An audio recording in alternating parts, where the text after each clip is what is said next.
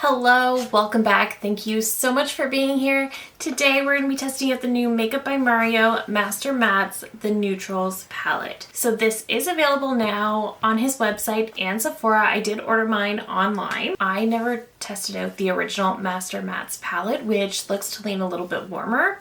So I was really excited to get my hands on this.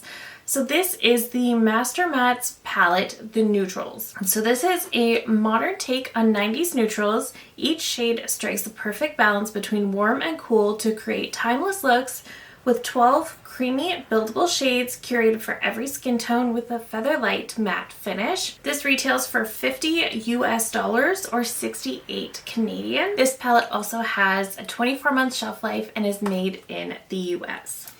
So this is the inner packaging, so it is identical to the original Master Mattes palette. And opening her up, this is what she looks like. It's very pretty, definitely very, very neutral. Toward the end of the video, I will share some comparisons between this one and some of the other neutral matte palettes in my collection. I don't have a ton, so we'll go through the ones that I do have, but I do think this is very, very beautiful. So let's take a quick look at some swatches and then we'll get into creating a look and then sharing some comparisons. Okay, so this is what the swatches look like. Again, it is very neutral. These two shades here really did not swatch well. I feel like there's not the most amount of differences in some of these shades, but they are really, really pretty. They definitely felt very buttery to the touch as well. So I will say that. I think overall this color story is beautiful. And I can definitely see a color story like this being a staple, especially if you don't already have a lot of all matte palettes. But again, I never tried his original Master Mattes, so I don't know. We are going to find out my thoughts together. I do have his Ethereal Eyes palette, but I don't know if it's the same formula. I've heard it's different. We'll see. So let me zoom you in and then we will get into trying on some of these shades. So I don't think I'm going to do anything too drastically different. I really just want to try out this formula, and because it is just an all neutral palette, I don't really feel the need to create multiple looks. I can definitely do that in a future video if you'd like to see that, but I think for today I'll just create one look and then share my thoughts as well as the comparisons. So let's start very light. I'm going to take the shade right here. This is MN4 and I'll use this one as my transition. I do notice a fair bit of kick up with these. That is not something that bothers me, but if it's something that bothers you, it's just something to be mindful of. I have seen a couple of people create looks on Instagram with the gray shade in here, and I think that looks so pretty. I'm not going to do that myself today, but I think that looks really pretty as well. This is definitely blending really, really nicely. But again, browns are the easiest to formulate and work with. But I am really liking this formula. It is a bit dusty, but at the same time, when shades tend to have more kick up, they usually end up being the most blendable. So I'm not mad at that. I should also mention I did use my Alter Ego eyeshadow base and I set it down with some powder. I even like that all on its own. That's a really nice transition. Definitely very blendable, easy to work with, which we know I love. Okay, I'm gonna go into MN9 and use this more toward the outer half of the lid. Just doing a very, very classic neutral everyday. Okay, I went a little bit too far. I went a little farther than I meant to and I pressed a little too hard, I think. I've kind of blended out what I can, but I have an idea to fix it. So I'm gonna take this top shade here, MN1, and I'm going to tap that off, but then blend around that edge a bit just to kind of soften it. I didn't mean to go that far, be that dramatic, but that gave me exactly what I wanted, so I'm just going to grab a little bit more just to deepen that corner but not blend it up so far. Same thing over here. So far I'm thinking this is quite a nice formula. I love that I was able to fix the other side. That is something that always gets points with me when I'm trying a new palette, is if I make a mistake, how easy is it to fix? Because sometimes we all make makeup mistakes. It doesn't matter how skilled you are with makeup, you will make mistakes from time to time. Again, just noticing a lot of kick up, so you really do want to tap that brush off. I'm actually really happy with where that's at right now, but for the sake of using as many of these as I can, I am going to go into MN10, which is right here. Just the littlest bit, literally I just went in with one dip on that outer corner to darken that up just a little bit more. And just applying really lightly. I'm just trying to create as much depth, just creating that nice gradient. So far I am really liking these. These are blending really, really well. Very easy to work with. Really enjoying the formula. And the price point, even though it's still $50, is still a little bit more fair than some of the other brands these days. So I'm not gonna knock that. I think his Ethereal Eyes palette was significantly more, so I'm not going to be too upset. I think I'm going to go into MN2 now. That's going to go all over the lid. This is a really nice, really creamy shade, especially picking it up on the brush. It just looks really, really nice. Just going all over the main part of the lid, kind of just cleaning everything up. Going back in with that blender. I don't do a ton of all matte looks. I love them, I just don't do a lot of them. So I end up feeling very out of place when I do. That is also just a very rich cream shade. Like, it has pigment to it.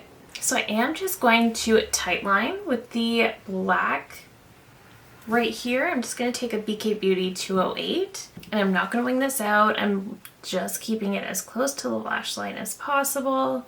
This is definitely a really, really nice, deep pigmented black. All right, so I did just quickly finish that liner, pop on some mascara and a lip, and I wanted to come back and do some comparisons. So I really love how the look turned out. Again, very simple. It is kind of hard to mess up an all matte neutral palette. So I really like how the look turned out, and I liked how easy it was to do. I liked how blendable these shades were. I do love the range of shades in here.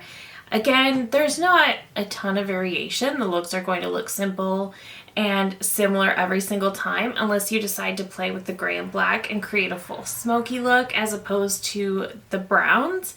I don't mind that though. I think it's pretty, and I think that when you're working with an all matte palette, you actually have a lot of options available to you. You can create an all matte look. You can create, in the case of this palette, you can go into the grays and the black. You can also set down a base and then throw on a single shadow, whether it be a glitter topper.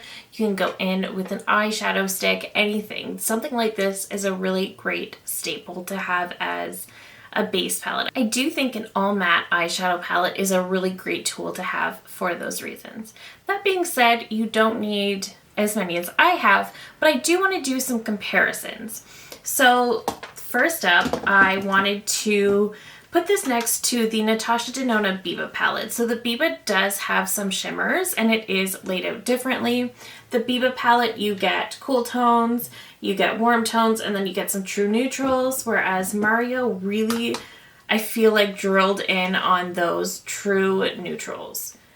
So you can see there's some similarities. I will pop up swatches, of course. With Natasha Denona, you do get a couple of shimmers in here, but you also get some of the creamed powders as well. Formula-wise, they're both great. Natasha Denona does have my all-time favorite eyeshadow formula, so I'm a little bit biased there. When it comes to Mario, I do think this is an excellent formula. It is very blendable, very easy to work with. So they're both great. I didn't get exact dupes, but could I create this look with the Biba palette? Could I create any of the looks I'm going to create with this one, with the Biba palette? Yes. And even though they don't look shade for shade identical in swatch, I think no matter what, they're going to look the same on the eyes. The reason I'm doing these comparisons is because if you already have one of these other palettes, perhaps you don't need the Mario. The Natasha Denona is, of course, much more expensive, but if you already have it, then perhaps you don't need the Mario. Next, I also pulled the Milani Gilded Mini. So there is a very different price point here. The Gilded Mini is a beautiful, beautiful all matte palette as well. It does seem to pull a little bit more warm. So I will pop up the swatches. Formula wise, the Mario is a little bit more softly pressed and it feels much more buttery to the touch. The Milani, not quite as buttery, but still very blendable and still gets the job done. My main complaint with the Milani is that this one almost reddish brown shade at the very bottom here, I wish it was a black because I think that would have made this palette a little bit more all-encompassing.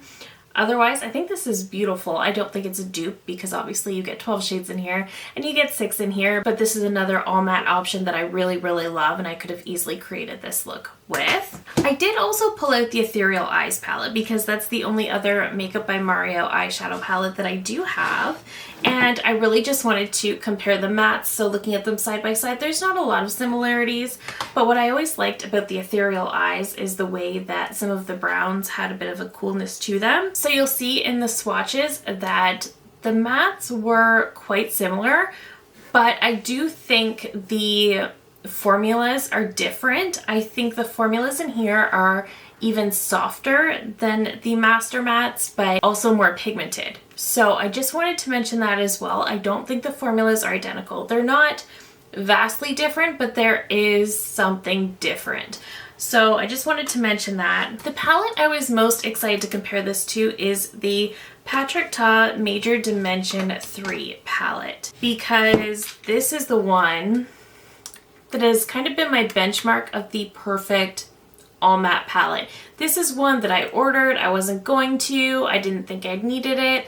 And then I absolutely fell in love with it. I think it's such a staple. These are pretty similar when you put them side by side. The main difference is that the Patrick Ta, of course, has those 2 cream shades, whereas the Mario does have that gray as well. So there is that difference. The Patrick Ta, you really don't get that gray at all. Otherwise, you can see from the swatches there is a lot of shade similarities.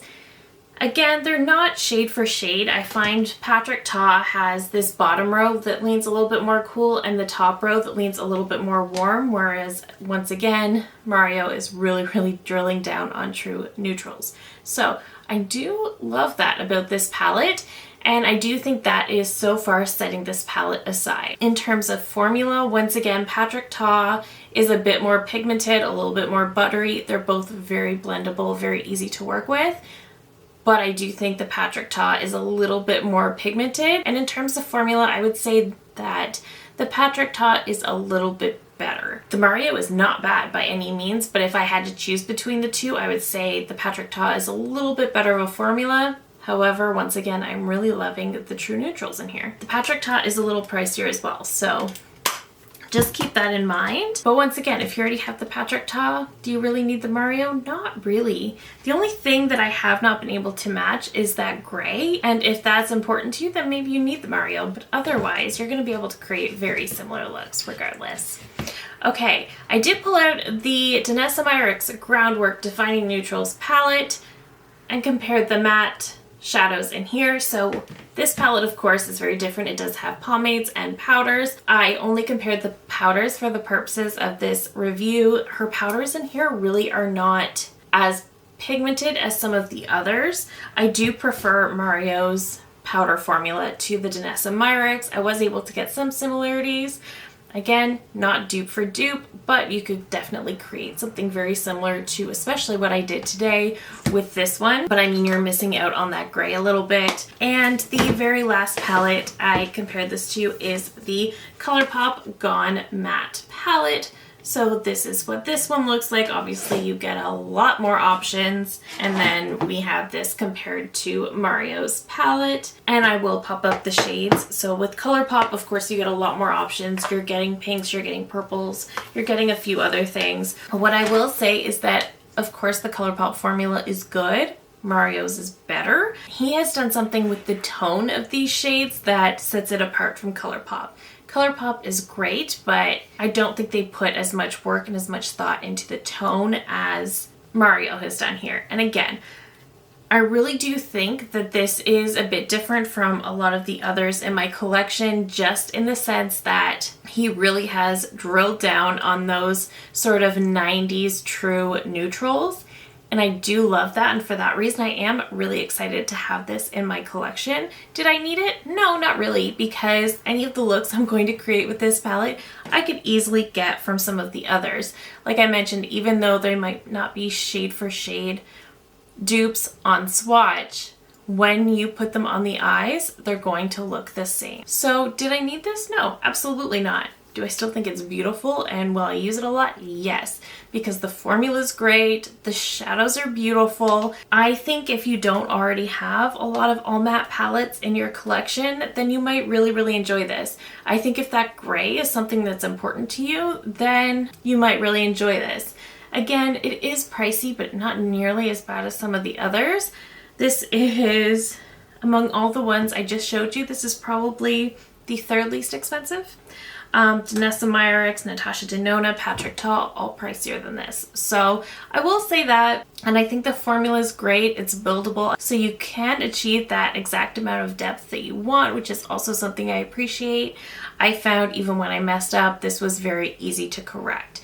So I appreciated that too. Like I said, I add points when something is easy to fix. So overall, I really like this. I'm glad I have it. I will definitely get a ton of use out of it, whether it be to create all matte looks or to use as a base for other things. Some of my single shadows, I will absolutely get a ton of use out of this. And I love how truly neutral this is. I love it. So again, it all depends on your collection, your preferences. If you already have a lot of matte palettes, then you can probably safely pass on this. But if you don't and you're looking for a staple palette to sort of create a perfect base for everything in your collection, this could be it. I think it's great. But that is it for me today. Let me know down below if you are picking this one up. What are your thoughts? I love hearing from you guys so much.